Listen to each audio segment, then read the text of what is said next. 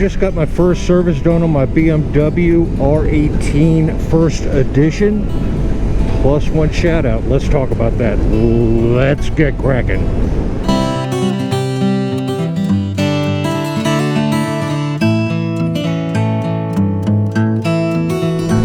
Good moto morning, beautiful people.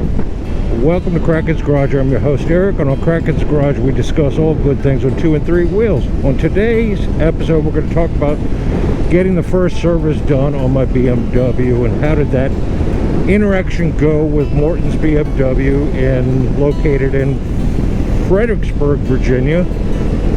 What I sometimes call Frednecksburg, jokingly, no disrespect intended. How did it compare price-wise to getting servicing on my Big V twin Harleys at my local Harley-Davidson dealership? Made my appointment 7 to 8 weeks out, so they're very much jammed up these days. And I got there at 8:30. I was there 15-20 minutes early to make sure that my bike got in first. Why do I get the first appointment in the morning? Because I want my oil red hot when I bring the bike in to have it serviced, so that make sure the oil cooler has opened up and drains when they do the service. We talked about that in prior videos, but I was greeted by Andy, the service manager. Super nice guy, very congenial and willing to chat with you and talk to you through your needs on where you wanted to go. I also added on a Virginia inspection, something I hate to do. I got a big old nasty sticker up on my front fork. Thank you very much. State of Virginia, you suck. We're all legal and freshly serviced. And I checked out. Andy came and got me about 2 hours later, so around 10:30 in the morning. He says, "Mr. Kraken, your bike's done." And I'm like, fantastic. I'm in and out of there in 2 hours. That's hitting the lottery for me.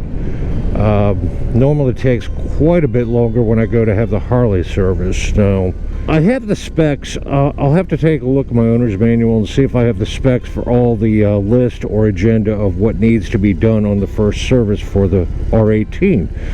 And we'll compare them side by side, and I'll put them up here on the screen if I get access to that information. It's getting quite crispy today already at 10:30 in the morning, and it was very cool when I left at 7:30 this morning, so I didn't bring a ventilated jacket, and I'm roasting, so yay.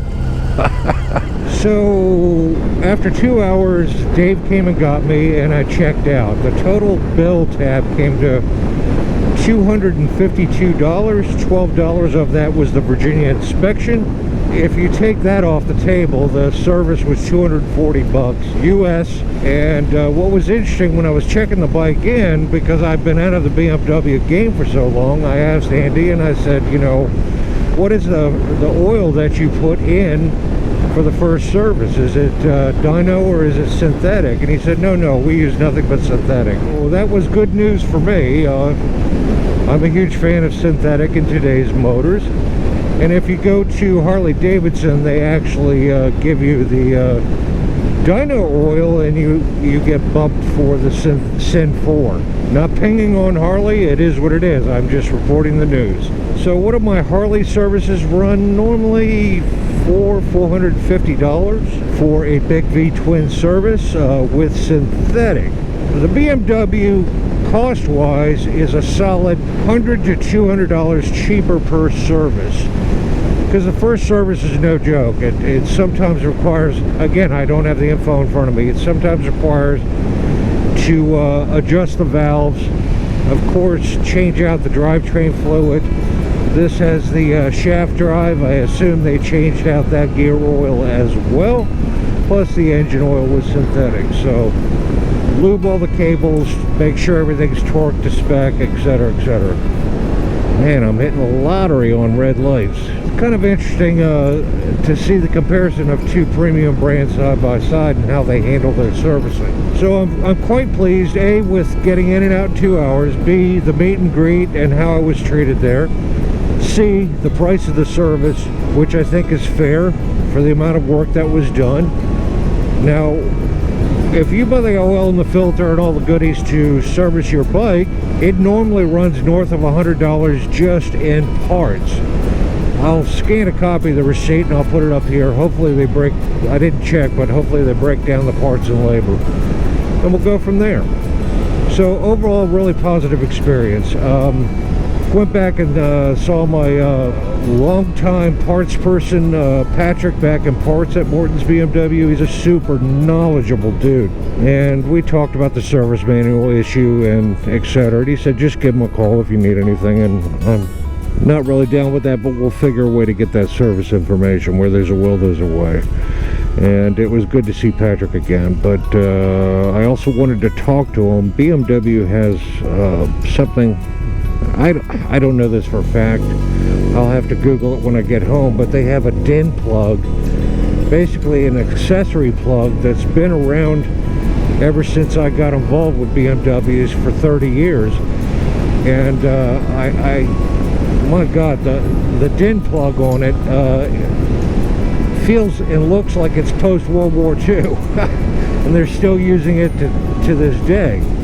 And my question was, if I hook up a battery tender, using that DIN plug, is it going to filter through the CAN bus system, which is an electronic monitoring system on a lot of newer bikes today, or is it hardwired straight directly to the battery? And neither one of us could answer that.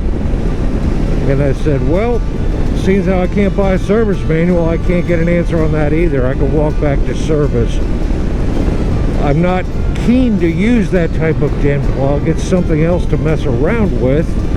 Do you recommend just putting a standard charge fitting, hardwiring it to the battery, and have the pigtail stick out so that I can plug in my heated vest and also charge it up on my bank battery charger for all my bikes? And he said I would recommend the pigtail directed hardwired to your battery, and that bypasses any CAN bus issue whatsoever. So picked up one of those, and we'll get that bolted onto the battery. So good stuff happening there. I roamed around the showroom. I'll throw some pictures I took up.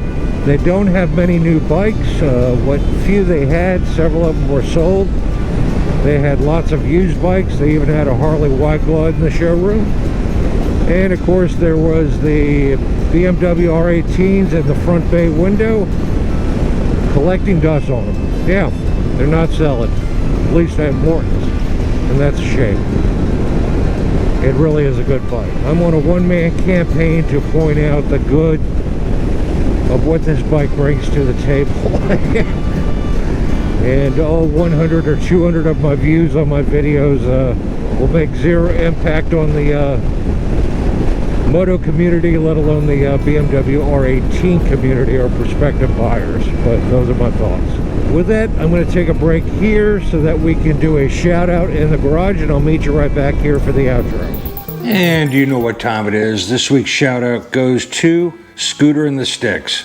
Steve has 1,100 subs. He just broke the 1,000 mark. That's amazing. He has 68 videos out. He's rocking a 2022 Royal Enfield Himalayan. He has a 2006 Vespa GTS 250 IE that I believe he has 45 or 50,000 miles he's put on that bad boy. And he just recently picked up an 04 Vespa ET4 that he's enjoying immensely. ScooterintheSticks.com, I'll have the information linked down below, is where he started his essays and picture sharing and meandering thoughts. He has put thousands upon thousands of pictures and words on that if you would like to see what he has to say regarding his journey on a scooter.